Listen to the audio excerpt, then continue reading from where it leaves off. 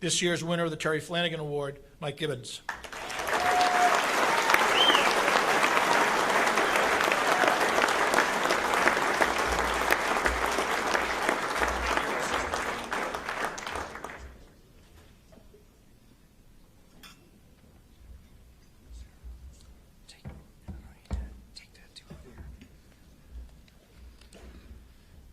Thank you. I am proud and excited to win an award named after Terry Flanagan, a remarkable human being. First, I want to introduce the four most important people in my life. My son, Sean, stand up, Sean. He was in honors program at Notre Dame, went to Wisconsin Law School. I was gone recruiting a lot when he was little. He actually thought Barney the dinosaur was his father. He signs cards to me today, Sean, Cats in the Cradle, Gibbons. I'm not sure what that means. Son Kelly, stand up Kelly. He was in the honors engineering program at Villanova. We traveled everywhere looking at schools, and he somehow found a school more expensive than Notre Dame. Graduating from Iowa State next week. We call him our little middle. Love you, Kelly. Daughter Shannon, stand up Shannon.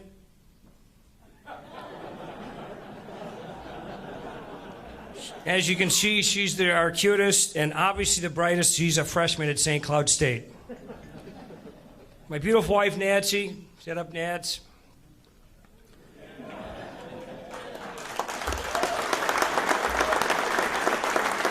She's with her Edina High School friends, Jeanette Thal and Mary Lagares. Mel Pearson's wife, Susie, was in the same Edina class. Edina girls.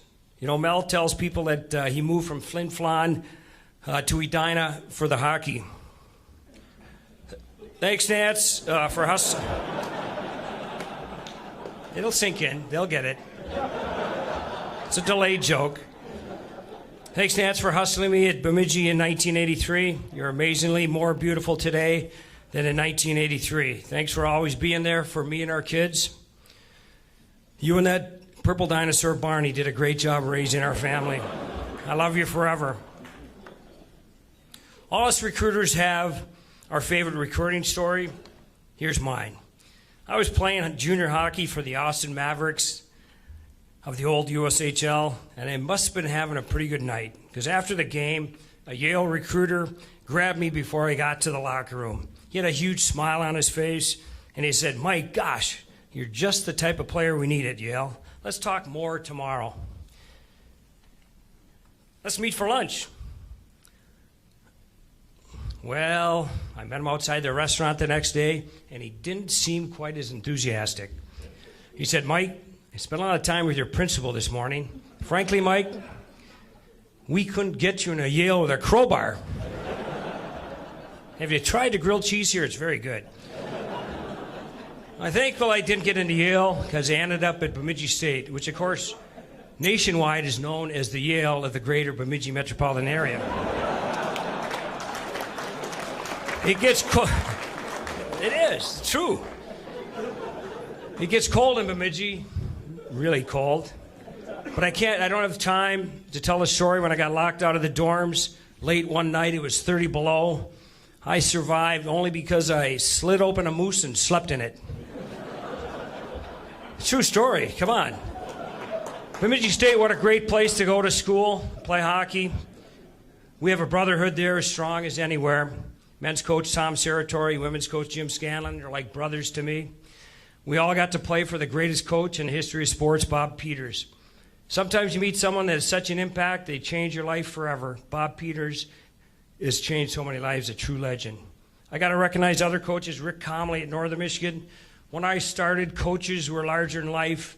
Gino Gasparini, Ron Mason, Bob Johnson, Jackie Parker, Bill Wilkinson, they were like hockey gods to us. My first year in Naples, I remember telling a buddy, "Jackie Parker said hi to me at the pool." Another buddy said, he didn't say hi. He said, "Hey, hillbilly, get the heck out of my chair." It's a true story, swear to God. He was cocky back then. Rick was one of the Giants. Thank you, Rick, for giving me my first Division I job and for showing us how to win a national championship. Then I worked for Brad Butow at Colorado College. We had a blast with Brad. He always treated Nancy and myself with respect and appreciation. Great story there was recruiting Sean Reed, an African-American kid from the inner city of Toronto, raised by a single mother who worked 5 jobs, who graduates from CC as an All-American and signs with the New York Rangers. Next was Frank Serratori at Denver. We'd be at the office all day, working all day long, and I'd finally get the courage to go up to Frank and say, you know, Frank, it's really getting late. I think I'm going to kick off for home. You know, it's midnight, and it's my son Sean's first birthday. You know, I got him this Barney the dinosaur doll I'm thinking of giving him. His reply, really? You want us to be like the Vikings, for crying out loud? Frank rebuilt Denver into a hockey power. My favorite recruiting story at Denver is when we recruited Antti Laaksonen from a large, poor farm family in rural Finland, where he graduates. And after signing a multi-million-dollar deal with the Colorado Avalanche, he tells the Denver Post, I owe it all to Frank Serratori and Mike Gibbons. I called to say, Auntie, you don't owe that all to me. Just give me 5%. I was serious back then. Then there's Walt Cowell. Thank you, Walt, for hiring me in the American Hockey League and for your World Junior team, where I coached a defense that had 5 NHL first-round picks, including a first and third overall.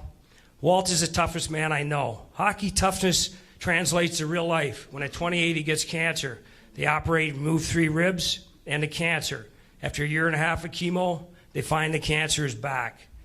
Another surgery where they move 2 more ribs and discover the cancer is wrapped around his heart. Doctors tell him it's over. The chemo is not working. Walt still chose to fight. I'm glad I got the cancer, he said. Do I wish someone else got this? No, I don't. But I can beat this. Not that Walt wasn't scared. Waiting for the test results was actually terrifying for him. After another round of chemo, Walt has been cancer-free for 28 years. Walt...